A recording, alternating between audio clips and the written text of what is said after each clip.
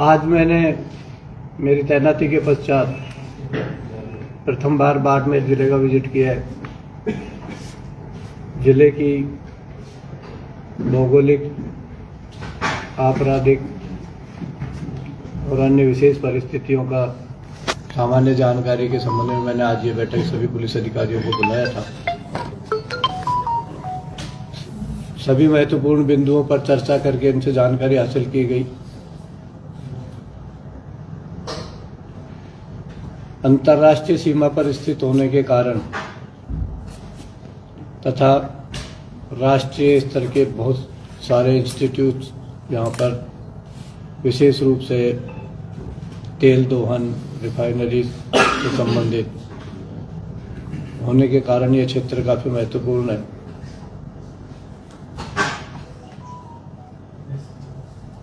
अपराध की दृष्टि से कुछ विशेष बिंदु निकलकर सामने आए हैं, जिन पर हमें विशेष फोकस करने के लिए सभी टीम को मैंने प्रेरित किया है। मुख्य रूप से उसमें नशे का प्रचलन और नशे में जो सिंथेटिक ड्रग है, जिसमें आम बोलचाल की भाषा में एमडी बोलते हैं, उसकी शुरुआत इस क्षेत्र में होना एक चिंताजनक स्थिति है। इस पर रोकथाम के लिए सबको विशेष निर्देश दिए हैं। क्षेत्र में जो नए सड़क मार्ग बने हैं, नए औद्योगिक या उत्पादन संस्थान आए हैं, उनसे तेजी से विकास तथा उस विकास में भागीदारी के संबंध में कोई अनावश्यक प्रतिस्पर्धा नहीं हो, इस बात पर विशेष ध्यान रखकर बैलेंस बनाए रखने और नियंत्रण की आवश्यकता है।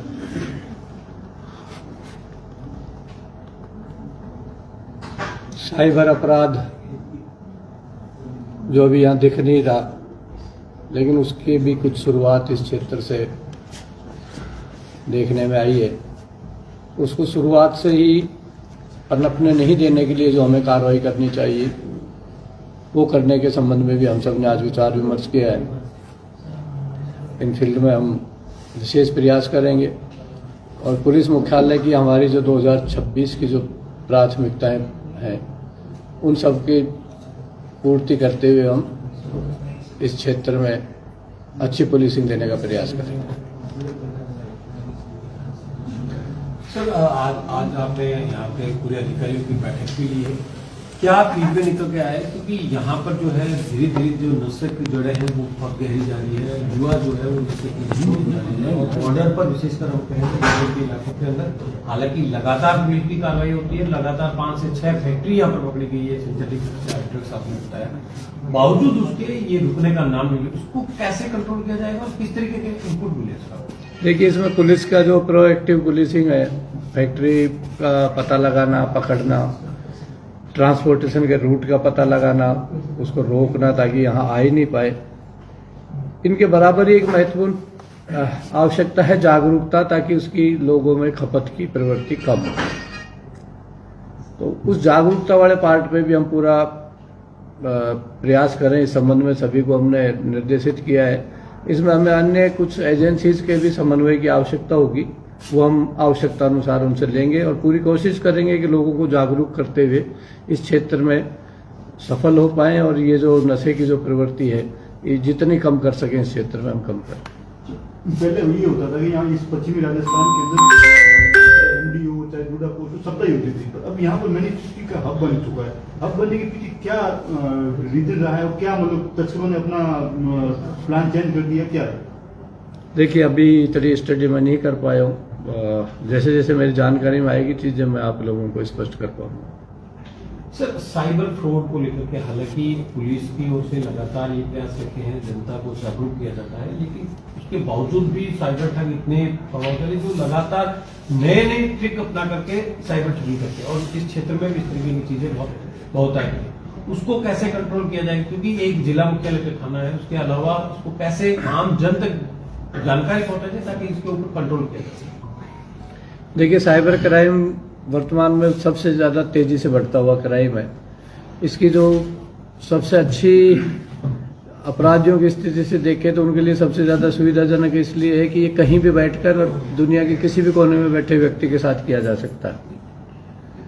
तो उस हिसाब से आपके यहाँ कोई ऐसी गैंग डेवलप नहीं हो जो बाहर करने वालों को टारगेट करे, बाहर के लोगों को टारगेट करके साइबर क्राइम करे।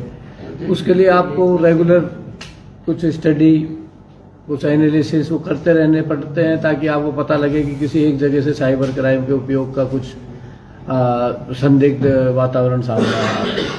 तो एक तो उस जगह को आइडेंटिफाई करने की कोशिश करेंगे। इसमें हमारे नेशनल साइबर क्राइम पोर्टल है और बहुत सारी चीज़ें हैं जिन पे हमें जानकारी उपलब्ध होती है। हम उन सब से समन्वय और जानकारी लेके यहाँ से जो क्राइम जनरेट हो रहा है उस पर रोकथाम की कोशिश करेंगे।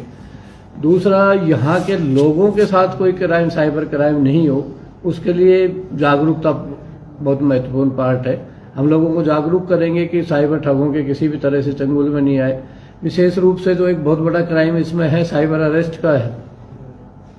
बहुत प्रचार हमारे पुलिस मुख्यालय और हमारे द्वारा किया जा रहा है कि साइबर अरेस्ट जैसी कोई चीज़ अस्तित्व में नहीं है। कोई भी आपको वीडियो कॉल पर लेकर आपको अरेस्ट नहीं कर सकता, ऐसा किसी भी कानून में किसी को पावर दिया हुआ नहीं है। तो अगर ऐसा कोई कॉल आता है या ऐसी कोई बात होती है तो कृपया आप सजग रहें।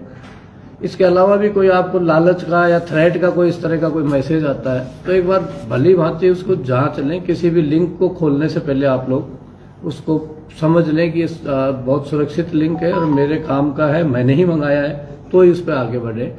साइबर जो क्राइम है ये बहुत सजगता से आप इससे बच सकते हो, वरना थोड़ी सी आपने अनदेखी की, आप कितने ही बड़े आदमी हो, कितने ही समझदार हो, आप इसके चंगुल में आ सकते हो।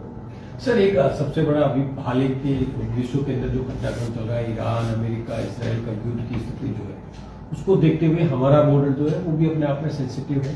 ऐसी परिस्थिति में पुलिस की ओर से क्या तैयारियां हैं, मतलब किस तरीके से आम जन को जागरूक किया जाए? हालांकि अभी भारत में इस तरह की कोई परिस्थिति नहीं है, लेकिन फिर भी ऐसी संभावना है, क्योंकि बार बार ऐसी चीजें आ रही है कि वर्ल्ड वॉर होने की संभावना हो सकती है। तो इसको लेकर अपनी ओर से क्या तैयारी? देखिए, अभी कुछ दिनों पहले ही एक इसी तरह का बड़ा ऑपरेशन के बाद बॉर्डर पे काफ़ी तरह की एहतियात बरती गई थी।